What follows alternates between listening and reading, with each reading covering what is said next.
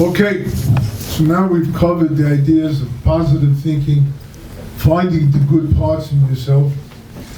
What about the negative end? There is something like that. We all face it during our lives, right? As we mentioned earlier, a teenage child could give you a lot of aggravation, maybe some nachas too, but a little aggravation. You have little children, you have friends, neighbors, business, bills to pay, IRS is after you, whatever. There's a lot of negativity in the world, a lot of it. And what do we do about it? Right? Depression. Let's first take depression, which is the worst killer, as is explained in many of the Svarim. The bite of the serpent that killed Adam Arishon and Chava, they were supposed to live forever. And if you eat from the tree of knowledge, death. Along comes the serpent. According to the Gemara in Sanhedrin, Adam was formed and created, he was built. He stood on his feet on the 9th hour of the day. So let's say the day starts at 6 o'clock, Hashem gathered dust, formed him, put him together, whatever. At the 9th hour, 3 o'clock in the afternoon, he stood on his feet. That's what the Gemara says. But the 10th hour, 4 o'clock, by then he already ate from the tree. What hit him? He didn't last an hour, right? There's a medrash that says, Balaturim brings it, it says, Hashem asked him, what did you do? It says, the woman that you gave me, right, she gave me to eat from the tree, right? So the Balaturim says, what do you mean from the tree? She gave him from the fruit. He said, no. She took a stick from the tree and she beat him until he ate it, right? But Adam didn't last 1 hour. 1 hour. What is the main bite of the serpent? It's depression and laziness. That's the main bite. If a person is lazy, right, know that you've been bitten. If a person is depressed, know that you've been bitten. Okay? We get bites. You get bee bites, you get snake bites, scorpion bites. There are many bites. How do we overcome it? Well, we have to force that poison out of our bodies. We have to reject it. This is not the way I want to live. Rabbi Nachman has a lesson. He says, the reason why people are distant from Hashem is because they have no settled mind. Their minds are not settled. They're always thinking and running and jumping from one concept to the next concept, the next problem, the next difficulty. We don't settle our minds. We have to settle it. We have to keep it quiet, pacified, in a state where I can think. I can only think if I'm happy. If I'm depressed, most people, what do I care? What do I need it for? What do I want? So, we want to get to the point of happiness. How do we get there? Well, one way, the lesson where Rabbi Nachman speaks about judging yourself favorably is called Azamra. I will sing. That's the way the lesson starts off. Based on a verse in Tehillim 146, we say it in the morning in davening, Azamra le'Elokai bi'oidi. I will sing to Hashem with whatever bit I have in me. Whatever little bit of good that I find, I will sing to Hashem. So one of the major paths to get joy in your life is music, is song, to sing to Hashem. Are you going to walk around singing a whole day? Right? If you know the stories of old, they used to take the slaves in the ships, they locked their arms to the rows, to the oars, and they'd force them to row the boat. That's how the ships moved. but they also used to have them sing the whole time, right? Because when they're singing, they can get work done. When you're depressed, it doesn't work. Singing, you have to sing to get rid of it. You don't want to row a boat. Maybe you do, I don't know. But maybe you want to get happy. Sing, learn to sing. Can I sing the whole day? Probably not. Right, especially if I'm at work with others, who needs you? Pavarotti, maybe, but the rest of them, who needs it? So, there's a way to sing without singing. The way to sing is with thanks to Hashem. You have a past. You've grown up. You remember what happened when you were 3 years old? Or when you got lost in the woods? And you remember when you were very hungry and you cried and someone came and gave you a lollipop or an ice cream or whatever. You remember when you were 10, when you were 15, when you were 20. You remember the things that happened in your life and you think back to all the good things that happened. Did you ever think of saying, Hashem, thank you for the good that I have? Did you ever say to Hashem, thank you, I was in this problem, I had this difficulty, I was able to get to this idea, I was able to be saved from that, I was able to be salvaged from that, right? Let's take a story in the Navi. If you remember, King David finally consolidated his kingdom over the entire nation Israel.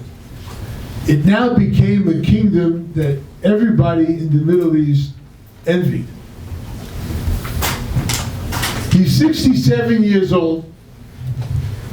He's nearing his end of life.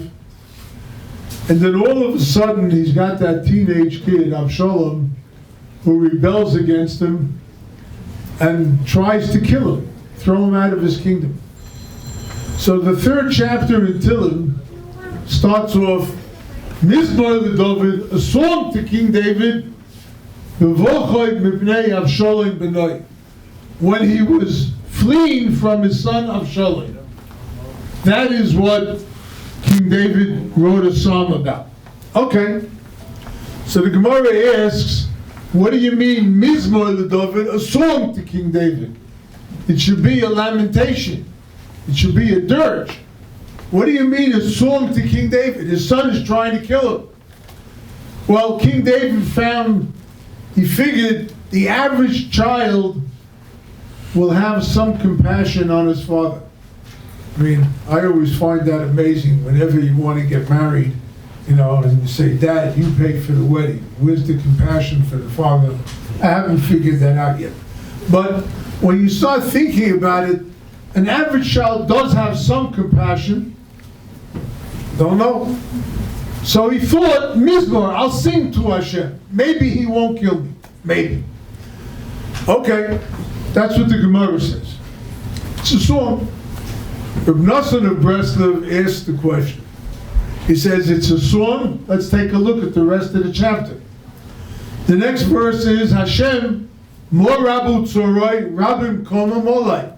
Hashem, look how many enemies, look at my tzoros, look what I have to suffer.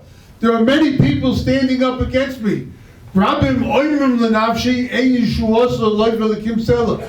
Many people say about me that he has no more hope. Let's get rid of him. This is a song? Is this the song of your life? Says Rabbi Nosson, no. It's not the song. It's the screaming out to Hashem. But where did King David get the energy to scream out to Hashem? He's fleeing for his life. What he did was he thought back to his entire life. When he was a child, he was excluded from the family. There's reasons, halacha, it's Gemara Yevamos, but he was excluded from the family. As he advanced in life, he faced enemies. Goliath, right? He was 28 at the time. Not the little kid with the slingshot, but he was 28 years old. Then he had a fight with Shaul. King Saul wanted to kill him. Then he had a fight with the Ammonites, and the Moabites, and the Aramites, and the Philistine. Anyone who was in the neighborhood, he had a battle his entire life. Then he had trouble with Bathsheba, he had trouble with Amnon, he had trouble with other son, Adoniyahu, he had trouble with Avshalom. This is the song. King David said, I'm facing now Avshalom. But you know what? I've been there before. I've had troubles in my life before. Some were small, some were bigger, some were biggest. But I suffered in my life. But you know what? Hashem was there for me every single step of the way. And He took care of me. I was in that trouble, but I got out of that trouble. I'm here today. All right? I see some of us here have probably been paying mortgages for 20 years, 15, 20 years. How many times have you said to yourself, I'll never make it to the end of the month with the mortgage? Right? 15 years later, you're saying the same thing. Right? How am I going to pay the mortgage at the end of this month? Right? It goes on and on and on. Someone's there helping you do this. Hashem is there. Hashem is with you. Sing to Hashem. Thank Hashem. So he sang to Hashem. He thanked Him for all the things that went on in his life until then.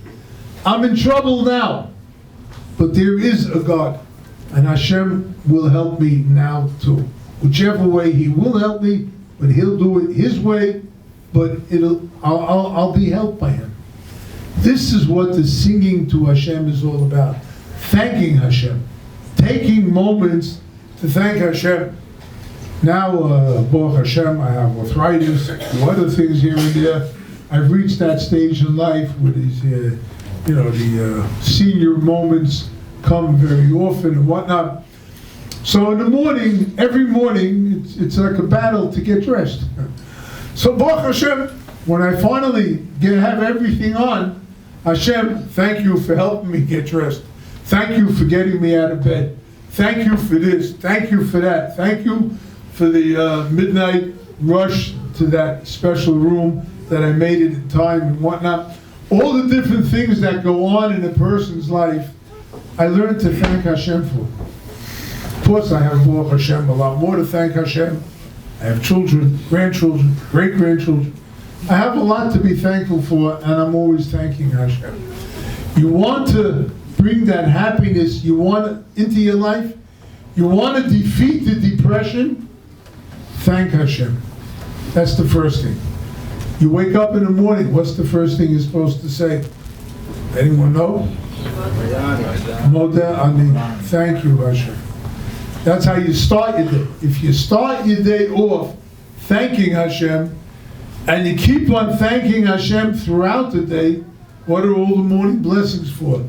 Saying Baruch Atah Hashem. What are you saying it for?